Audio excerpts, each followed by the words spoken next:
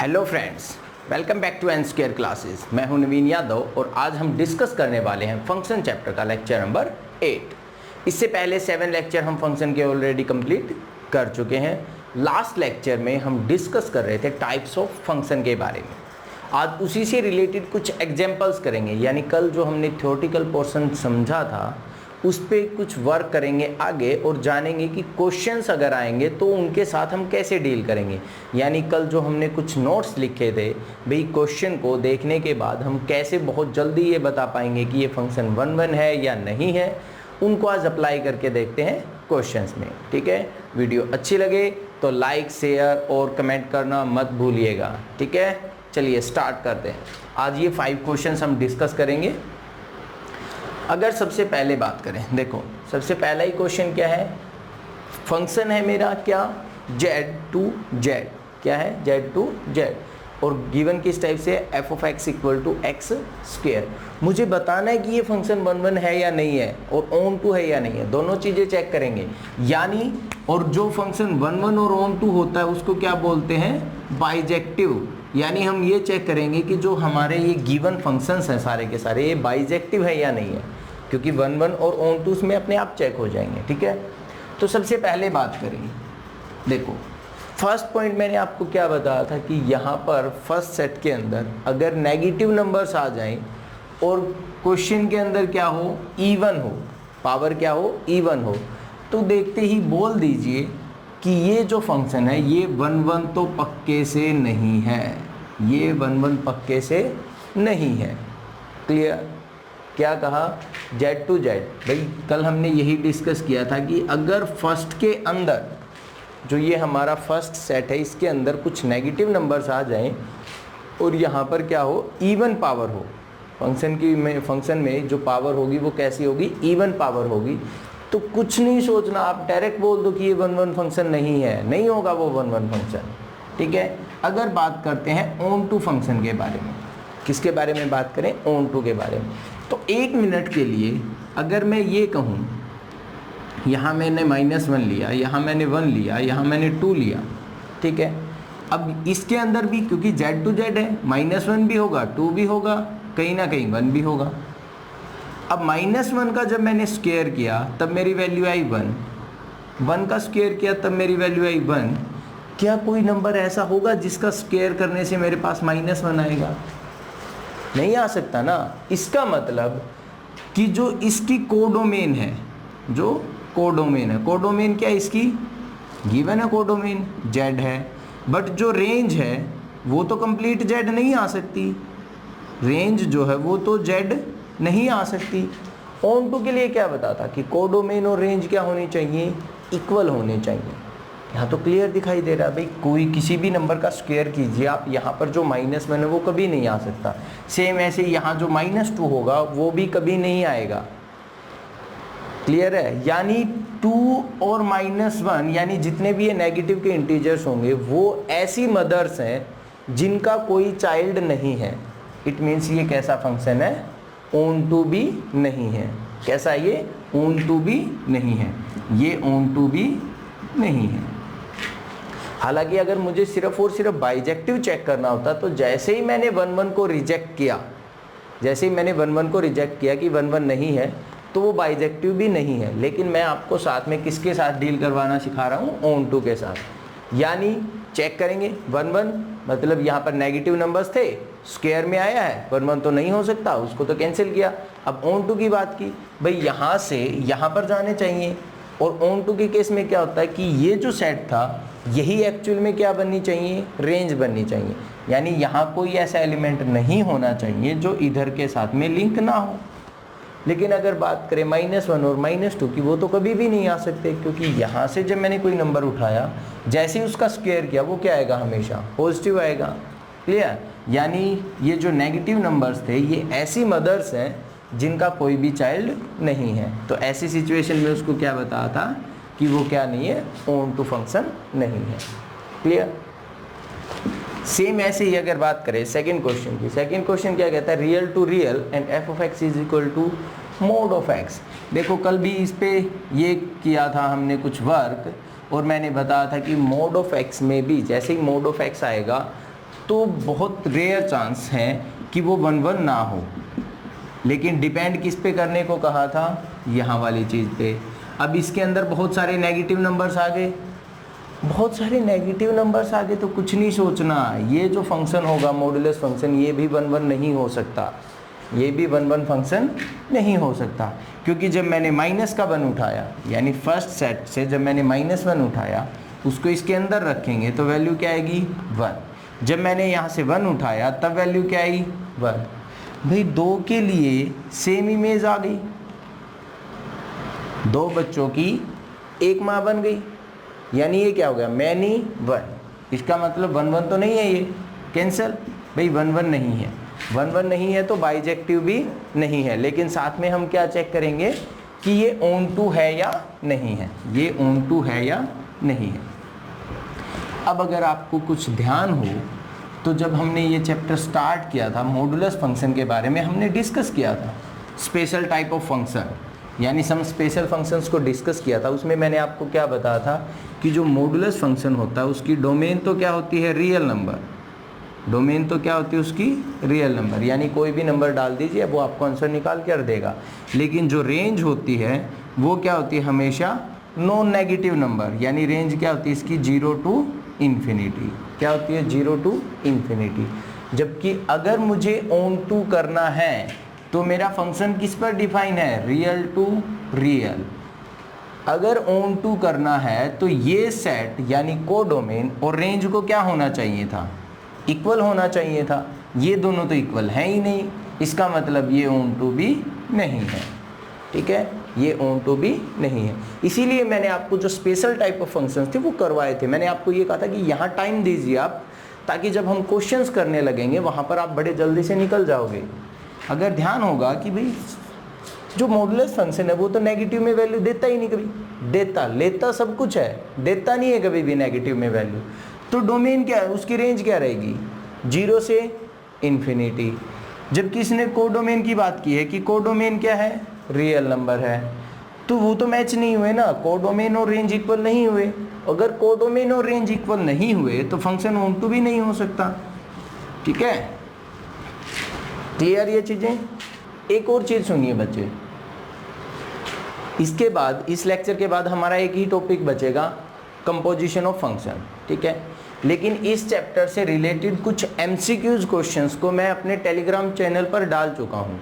अब वहाँ से जाकर प्रैक्टिस ज़रूर कीजिएगा एमसीक्यूज क्वेश्चंस की, क्योंकि जो एमसीक्यूज क्वेश्चंस डाले हैं कुछ वैसे ही क्वेश्चंस आपके किस में आएंगे, एग्जाम में आने वाले हैं, ठीक है।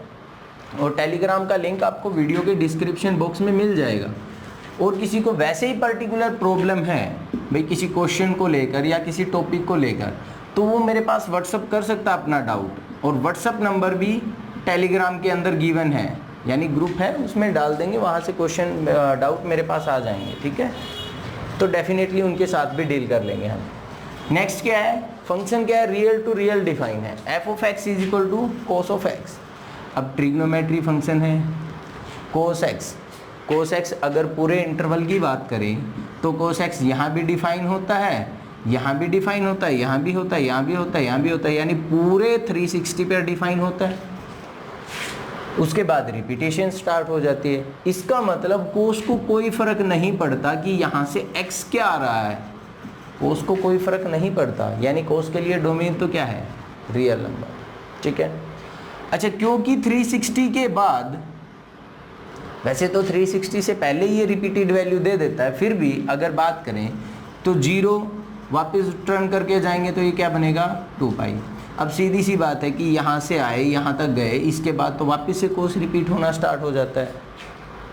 कोस तो रिपीट होता है भाई, हर 360 के बाद ये क्या हो जाएगा रिपीट होना स्टार्ट हो जाएगा। अगर ऐसा होगा, ठीक है, अगर ऐसा होगा तो इसको क्या मैं 1 1 फंक्शन बोल सकता हूँ।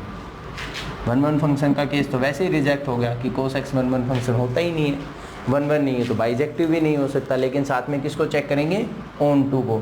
तो क्या ये ऑन टू होगा? अगर आप लोगों को ध्यान होगा ये +1 के टॉपिक्स हैं सारे, आप लोगों ने रेंज की होगी कोस एक्स की। कोस एक्स की रेंज क्या होती है -1 to 1, क्लोज्ड इंटरवल -1 to 1। अब इसकी रेंज तो आई है ये, जबकि कोडोमेन क्या आई है कंप्लीट आर। क्या ये इक्वल हैं? नहीं है, नहीं है तो ये ऑन टू भी नहीं है, रिजेक्ट करो, आगे चलो। क्वेश्चन सोल्व नहीं करना, इससे ज़्यादा कुछ नहीं निकालना हमें, वाई मानना नहीं, कुछ नहीं मानना, बस क्लियर ये चीज़। नेक्स्ट क्या आ गया मेरे पास, f of x is equal to n to n. अब की बार मैंने यहाँ पर चेंज कर दिया थोड़ा सा, एन टू एन, और क्वेश्चन क्या गिवन है, f of x equal to 4x cube minus 7, 4x cube minus 7। Power कैसी है, ओड है, पावर कैसी है, ओड है, ओड पावर है तो देखने की ज़रूरत ही नहीं है, डायरेक्ट बोलो कि ये क्या है, 1 1 फंक्शन है। ओड पावर है तो देखने की ज़रूरत ही नहीं है। अगर इवन पावर होती तो मैं यहाँ पर चेक करता कि यहाँ कुछ नेगेटिव नंबर्स आ रहे हैं या नहीं आ रहे हैं। अब तो पावर ही ओड है तो यहाँ चेक करने की ज़रूरत ही नहीं है, क्लियर। अगर पावर इवन होती तब हम यहाँ वाले सेट को ज़रूर देखते, यानी डोमेन सेट क्या गिवन है, ठीक है, उसके बेसिस पे हम बता पाते कि 1 1 है या नहीं है, क्लियर। उसके बाद बात करें किसके लिए, ऑन टू फंक्शन के लिए। किसके लिए बात करें, ऑन टू फंक्शन के लिए।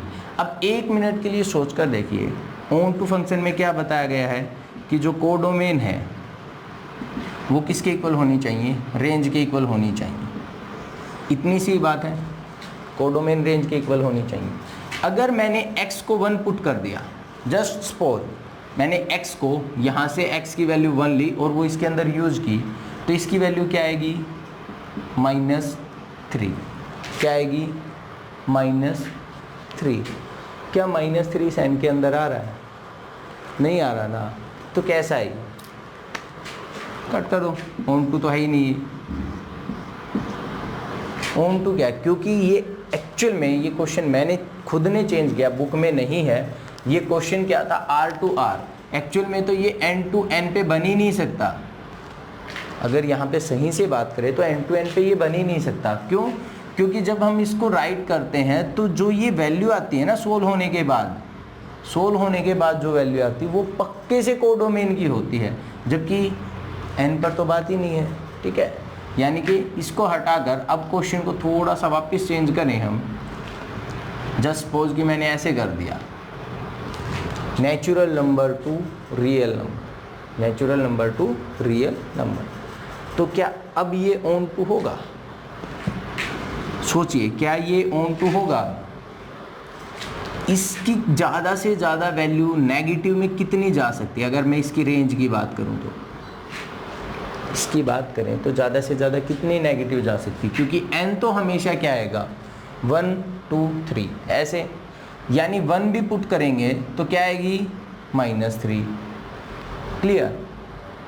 या आप वाले वैसे समझना चाहेंगे, जैसे आपकी मर्जी वैसे समझा सकते हैं, लेकिन अगर डायरेक्ट देखना सीखते हैं आप तो सबसे बढ़िया बात है। देखो यहाँ से क्या आ सकता है, 1 आ सकता है, जैसे ही मैंने 1 पुट किया तो ये वैल्यू क्या आएगी, -3, ठीक है। रेंज निकालना बता रहा हूँ मैं आपको। अगर यहाँ से मैंने क्या पुट किया, इन्फिनिटी, यानी बहुत बड़ा सा नंबर, तो उसका क्यूब और भी बड़ा नंबर, 4 के साथ मल्टीप्लिकेशन और ज़्यादा बड़ा हो गया, उसमें से -7 को सब्ट्रैक्ट करेंगे, कितना फ़र्क पड़ेगा, कुछ नहीं पड़ने वाला। ये मेरी क्या आएगी, रेंज आएगी, क्या आएगी, रेंज। जबकि मेरी कोडोमेन क्या है, रियल नंबर, और रेंज क्या है, सिर्फ इतनी सी। इसका मतलब ये ऑन टू फंक्शन नहीं है, ठीक है। यानी जब आप MCQs क्वेश्चंस को अटेम्प्ट कर रहे हैं तो मैं नहीं चाहता कि आप वो चीज़ें कंसीडर करके चलें जिसमें आप ये कहते हैं कि let y belongs to R, पीछे वाला R, सच डैट कि इसके लिए मैं क्या निकालूं, फंक्शन के अकॉर्डिंग। फंक्शन क्या था मेरा, 4x क्यूब -7, इसको मैं y मानूं, यहाँ से मैं किसकी वैल्यू निकालूं, x की वैल्यू निकालूं, और वो सारी चीज़ें बहुत बड़ा ऐसे क्वेश्चन दिखाएं। नहीं बेटा नहीं है, इतना नहीं करना है हमें, ठीक है। हमें कंपटीशन के टाइप से ही डील करना सिखाया जा रहा है और वही करेंगे हम। क्या करना है, यहाँ तो क्लियर है ही, पावर क्या थी, ओड थी, ओड पावर थी तो 1 1 तो होगा ही होगा। बात करेंगे किसके लिए, ऑन टू फंक्शन के लिए। ऑन टू फंक्शन आपको चेक करना पड़ेगा, उसके लिए मैंने आपको क्या बता दिया कि यहाँ से बेटर है कि आप इसकी रेंज निकाल लें। रेंज और अगर कोडोमेन इक्वल आ गई तो क्वेश्चन ऑन टू है, वरना नहीं है। और रेंज निकालने के लिए मैं आपको पहले ही बता चुका हूँ, रेंज निकालने के लिए हमने तीन मेथड हमने डिस्कस किए थे। अगर ऐसे नहीं समझ आता तो इसको y मान लो, यहाँ से x निकाल लो, रेंज को डोमेन निकाल दो, ठीक है। यानी ये सारी चीज़ें मैं आपको बता चुका हूँ रेंज कैसे निकालते हैं। अब ये मैंने खुद ने निकाला था कि इसकी रेंज क्या आई थी -3 टू इन्फिनिटी, रेंज तो इसकी यही आएगी। आप कौन सा मेथड अप्लाई करके इसकी रेंज निकालते हो वो आप पे डिपेंड है। ठीक है, ये सारी चीज़ें मैं आप लोगों को बता चुका हूँ। लास्ट क्वेश्चन, और ये है बहुत अच्छा सा और इम्पोर्टेंट सा क्वेश्चन भैया। क्या कहता है अब की बार f जो वो डिफाइन है किसी सेट A पर, और A क्या है मैं इसको चेंज ही कर देता हूँ डायरेक्ट। A क्या है r-3 से किस पे डिफाइन है, ये r-1 पर डिफाइन है। ठीक है, और f ऑफ x जो है वो मेरा क्या गिवन है, x-2 x-3। अब क्वेश्चन ये है कि चेक कीजिए ये 1/(1/2) है या नहीं है। देखो किस में है, लीनियर में है। लीनियर में है तो बोल दीजिए ये 1/1 फंक्शन है, कुछ नहीं सोचना, बोल दो इसको 1/1 फंक्शन है बस। पावर लीनियर का मतलब है ओड पावर है, ओड पावर है तो 1/1 फंक्शन बोलो और आगे निकलो बस। बात किसकी करेंगे, ऑन टू फंक्शन के लिए। बात किसकी करेंगे, ऑन टू फंक्शन के लिए, कि ऑन टू फंक्शंस के केस में ये कैसे होने वाला है। ऑन टू फंक्शन के लिए दो मेथड हमने डिस्कस किए थे, यानी मैं इसकी क्या निकालता हूँ, रेंज। अब रेंज निकालने के लिए दो मेथड क्या थे, एक तो मैं f को क्या मान लूँ, y मानूँ और इसको ऐसे रख लूँ। ठीक है, यहाँ से मैं इसको इधर मल्टीप्लाई करूँ, क्वेश्चन को पूरे को x की टर्म में कन्वर्ट करके x की वैल्यू निकालूँ, एक वे। लेकिन इस टाइप के लिए मैंने दूसरा वे आपको बताया था, वो क्या कहा था वो ध्यान से सुनो। अगर डिग्री सेम है, यहाँ पर अगर बात करें तो डिग्री सेम है, डिग्री सेम है तो ये कैंसल आउट हो सकते हैं। यानी अगर कैसे भी करके ऊपर -3 बन गया तो ये कैंसिल हो जाएंगे। तो मैं ऊपर -3 बना लेता हूँ अपनी साइड से। मैंने क्या कर दिया, -1 दिया वो इसके साथ में काउंट हो गया, +1 को अलग से रख लिया, और ये आ गया मेरा क्वेश्चन।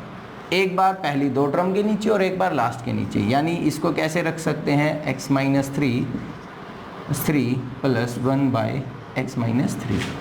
ठीक है, ये कैंसिल होने के बाद क्या वैल्यू आएगी, 1। कैंसिल होने के बाद क्या वैल्यू आ जाएगी, ये तो 1 आ जाएगी। यहाँ तक कोई कंफ्यूजन, क्या वैल्यू आ जाएगी, ये 1। ठीक है, अब देखिए, अब बात करेंगे सिर्फ यहाँ पर कि ये वाला केस क्या कह रहा है। इसकी वैल्यू कहाँ से कहाँ तक जा सकती है, इसकी वैल्यू कहाँ से कहाँ तक जा सकती है वो हमें देखना है। अगर डिनोमिनेटर में मैंने इसकी मिनिमम वैल्यू पुट की, इसकी क्या की, मिनिमम वैल्यू पुट, तो ये ओवरऑल क्या बनाएगा, मैक्सिमम वैल्यूज बनाएगा। लेकिन एक चीज़ को ध्यान रखिएगा, देखो जब क्वेश्चन आपका किस में आता है, ये नीचे डिनोमिनेटर में शिफ्ट हो जाता है, तो आप वैल्यू को चेक करने की ट्राई कीजिए 0 के आसपास, या ये कहें कि आप कहाँ कहाँ चेक करेंगे, इन्फिनिटी, 0 पॉइंट समथिंग नेगेटिव में, 0 पॉइंट समथिंग पॉजिटिव में, और इन्फिनिटी में। इन चारों पॉइंट्स पर आप चेक करेंगे वैल्यू को। ठीक है, तो अब जल्दी से समझिए इस चीज़ को। अगर यहाँ पर मैंने -∞ बना, क्योंकि x में अगर नेगेटिव का ले लेता हूँ, नेगेटिव ऑफ इन्फिनिटी, तो नीचे क्या बनेगा, -∞। समथिंग अपॉन इन्फिनिटी क्या बनाएगा, 0। समथिंग अपॉन इन्फिनिटी क्या बना देगा, 0। यानी ये वैल्यू क्या आ गई, 1 प्लस, एक्चुअल में प्लस नहीं आएगी, नेगेटिव में आएगी, 1 - 0, क्योंकि नेगेटिव की बात कर रहा था ना, 1/-∞ ली है हमने, तो ये क्या आएगी, 0। लेकिन ध्यान रखिएगा बेटा, यहाँ पर कभी भी जब हम ऐसे करते, मैं लास्ट वाले एग्जांपल्स में भी बताया था, लास्ट वाले इन द सेंस जब हम डोमेन रेंज की बात कर रहे थे, 1/∞ को हम 0 लिखते हैं, लेकिन वो एग्जैक्ट 0 नहीं होती। इस चीज़ को क्लियर माइंड में रखिएगा। तो जैसे ही मैंने 1 - 0 किया तो ये वैल्यू 1 से थोड़ा सा कम होकर आई है, एग्जैक्ट 1 नहीं आया, यानी ये एग्जैक्ट 1 तो नहीं आएगा, 1 से कुछ ना कुछ कम हो जाएगी वैल्यू। ठीक है, 1 से कुछ ना कुछ वैल्यू क्या हो गई, कम हो गई। ओके, फिर हमने बात किया +∞ को रखा। अगर +∞ को रखेंगे तो ये चीज़ क्या बनेगी, 1/∞, यानी फिर से 0, लेकिन किस में, पॉजिटिव में। पॉजिटिव में रखेंगे तो 1 + 0, एग्जैक्ट 0 नहीं, 0 से थोड़ा सा ज़्यादा है, यानी 1 से थोड़ा सा प्लस में जा सकती वैल्यू, 1 से माइनस में जा सकते, एग्जैक्ट 1 यहाँ पर नहीं आया मेरा। ठीक है, जैसे ही मैंने इस नीचे वाली टर्म को, मान लीजिए कि मैंने इस x को क्या पुट कर दिया 3.0000 और समथिंग 7, ठीक है। तो इसमें से जैसे ही मैं 3 को सब्ट्रैक्ट करूँगा तो ये बचेगा कितना, नियरली 0। पॉजिटिव के अंदर नियरली 0। अगर नियरली 0 यानी कि जब हम किसी नंबर के नीचे 0 राइट करते हैं तो वो क्या बनाता है, इन्फिनिटी। क्या बनाता है, इन्फिनिटी। अब क्योंकि वो नियरली 0 है तो बनाएगा इन्फिनिटी ही। किस में रखा था, पॉजिटिव में। किस में रखा था, पॉजिटिव में। तो क्या बनेगा, पॉजिटिव इन्फिनिटी। पॉजिटिव इन्फिनिटी में 1 ऐड करने से मेरी वैल्यू क्या जाएगी, इन्फिनिटी तक जाएगी। क्या वैल्यू जाएगी, इन्फिनिटी तक, ठीक है। फिर मैंने एक केस में क्या किया कि इसको नेगेटिव 0 पॉइंट समथिंग लिया, क्योंकि डिवाइड में क्या था हमारे पास x - 3। क्यों ना मैं इसको 2.99999 समथिंग ऐसे ले लूँ। उस टाइम पे ये क्या वैल्यू आएगी, -0.0000 समथिंग, यानी नेगेटिव में आएगी। जैसे ये नेगेटिव में आएगी ये क्या बनाएगा, नेगेटिव इन्फिनिटी। नेगेटिव इन्फिनिटी में अगर मैं 1 ऐड करता हूँ तो ये क्या बनाएगा, नेगेटिव का इन्फिनिटी, ठीक है। यानी मेरी पॉसिबल वैल्यूज़ क्या क्या आ सकती हैं, -इन्फिनिटी तक कुछ भी जा सकती है, लेकिन 1 तक जाएगी, एग्जैक्ट 1 होगा नहीं। 1 से ऊपर अप टू इन्फिनिटी तक कुछ भी जा सकती हैं। यानी क्या बना यहाँ से भाई, -इन्फिनिटी से इन्फिनिटी तक मैं जा सकता हूँ, लेकिन मैं कभी भी 1 नहीं बना सकता। मैं कभी भी 1 नहीं बना सकता, ठीक है। और इसको हम क्या बोलते हैं, real number. Real number -1, real number -1। यही मेरी क्या थी, कोडोमेन। रेंज और कोडोमेन क्या आ गई, इक्वल आ गई। इसका मतलब ये फंक्शन कैसा है, कैसा फंक्शन है, ये ऑन टू फंक्शन है, ठीक है। कैसा फंक्शन है, ऑन टू। अब ये सारी चीज़ें वैसे तो मैं आपको पहले बता चुका हूँ। अगर आप जल्दी से इस क्वेश्चन को सोचते तो बड़ा जल्दी कर सकते हैं। ऐसा नहीं है कि ये टाइम कंज्यूमिंग मेथड है, इससे जल्दी हो जाता है, ठीक है। अगर आपको इससे करना है तो इसकी अच्छी खासी लेकिन प्रैक्टिस आपको ज़रूर करनी पड़ेगी कि होता कैसे है क्वेश्चंस में। अगर रेंज वाले क्वेश्चंस पे आपने अच्छे से प्रैक्टिस की है तो डेफिनेटली आप इसको जैसे मैंने अभी सोल्व किया वैसे ही जाना चाहोगे। लेकिन अगर प्रैक्टिस नहीं कर रहे हैं तो फिर तो आप बुक वाली लैंग्वेज को ज़्यादा प्रेफर करोगे। बुक क्या कहता है कि इसमें इसको y मान लेता हूँ, वो भी साथ में मैं आपको बता देता हूँ। x - 3 क्रॉस मल्टीप्लाई करेंगे यहाँ से तो ये क्या बनेगा, yx - 3y equal to x - 2। x वाली टर्म को इधर शिफ्ट कर लीजिए और 3y को उधर शिफ्ट कीजिए तो ये क्या आ जाएगा, x इक्वल टू, ये उधर जाने के बाद हो गया प्लस 3y - 2, ठीक है। यहाँ से हम क्या करेंगे, x को कॉमन निकालेंगे तो बचेगा क्या, y - 1 इक्वल टू 3y - 2। तो x क्या आ गया मेरा, 3y - 2 डिवाइडेड बाय y - 1। ये मेरा फंक्शन बन गया, नया फंक्शन। अब इसकी मुझे क्या निकालनी है, डोमेन, क्योंकि मैंने x में इसको कन्वर्ट कर दिया। जब हमने रेंज निकालने का जो पहला मेथड किया था इसमें वो वाला मेथड अप्लाई हुआ, फर्स्ट वाला मेथड। इसको y मानो, शिफ्ट कर दो, x में निकाल लीजिए। जो भी क्वेश्चन है उसको x की टर्म में निकाल लीजिए। अब यहाँ से क्या क्या पॉसिबिलिटीज़ बन सकती हैं वो चेक करना है हमें। जो इसकी डोमेन आएगी, जो इसकी डोमेन आएगी वही मेरे फंक्शन की क्या थी, रेंज थी। 1 नहीं हो सकता, डिनोमिनेटर में क्या 1, सही है। एक चीज़ तो कि 1 तो नहीं हो सकता भाई। ये जो फंक्शन है, अब मान लो कि मैंने ये कहा कि f कोई फंक्शन है जो कि क्या है 3y - 2 अपॉन y - 1। ये फंक्शन डिफाइन कहाँ नहीं होगा, जहाँ पर ये चीज़ 0 बनेगी। किस पे बनेगी, 1 पे। वो तो मैंने पहले ही निकाल दिया। बाकी किसी भी केस में कोई ऐसा नंबर नहीं है जो डिफाइन नहीं होगा, यानी पूरे रियल नंबर में से किसको निकालना पड़ेगा, मुझे 1 को निकालना पड़ेगा। ये भी मेथड लगा सकते हैं, लेकिन ये अभी तो आपको इजी लग रहा है क्योंकि बुक लैंग्वेज के अकॉर्डिंग थोड़ा सा सिंप्लीफाई, लेकिन हर क्वेश्चन को टैकल करना सीखना पड़ेगा आपको। ये हर बार इतना अच्छा होगा ऐसा नहीं होता क्वेश्चन के अंदर, ठीक है। अगर मैं यहीं से एस्टिमेट लगाता तो यहीं से मैं बहुत जल्दी से एस्टिमेट लगा सकता था, अगर आपने उसको प्रैक्टिस ज़्यादा किया है तो। चलिए, दोनों मेथड मैंने आपको बता दिए, जो भी आपको बेटर लगे उसको चूज़ कर लीजिएगा, ठीक है। ऑन टू में थोड़ा सा संभल कर, क्योंकि यहाँ पर क्या था, लीनियर था, कुछ श्योरिटी के साथ नहीं बोल सकते थे। ऑन टू में तो मुझे क्या चेक करना होगा कि मेरी कोडोमेन और रेंज क्या होनी चाहिए, इक्वल होनी चाहिए। लेकिन अगर स्पेशल फंक्शंस जब आ रहे हैं तो स्पेशल फंक्शन हमने जब फंक्शन स्टार्ट किया था तो उसके शायद सेकेंड लेक्चर में ही मैंने आपको बहुत सारे स्पेशल फंक्शंस बताए थे, उनकी डोमेन और उनकी रेंज के बारे में डिस्कस किया था। तो अगर वो चीज़ें माइंड में होंगी तो ऐसे ऐसे क्वेश्चंस जो सेकंड है, थर्ड है, ऐसे क्वेश्चन तो बड़े जल्दी निकल सकते हैं। ठीक है, एक्स स्क्वायर आया, नेगेटिव नंबर्स थे, 1 1 नहीं हो सकता, निकालो इसको भी। यहाँ पर क्या है, नेचुरल टू नेचुरल, कोई दिक्कत नहीं है, लेकिन पावर क्या है, ओड है तो 1 1 होगा, इसको भी निकालो, बस। ये नहीं होगा, ये होगा, यानी कम से कम एक पार्ट तो बहुत जल्दी से सोल्व हो रहा है। दूसरा पार्ट अगर फंक्शन है उसको अगर आपने अच्छे से ऑब्जर्व किया है तो इन जैसे पार्ट्स भी जल्दी से सोल्व हो जाएंगे। ठीक है, यानी वहाँ पर टाइम देना जरूरी है फंक्शंस में, स्पेशल फंक्शन के केस में। ठीक है, आज के लिए करते हैं बच्चे इतना ही। वीडियो अच्छी लगे तो लाइक शेयर करना मत भूलिएगा। ठीक है, और आज एज ए होमवर्क मैं आपको कोई क्वेश्चन नहीं दे रहा। ठीक है, एक तो ये आप लोगों के लिए खुशी की बात है। सेकंड, अब आपका सिर्फ एक टॉपिक बचा है, कंपोजिशन ऑफ फंक्शन।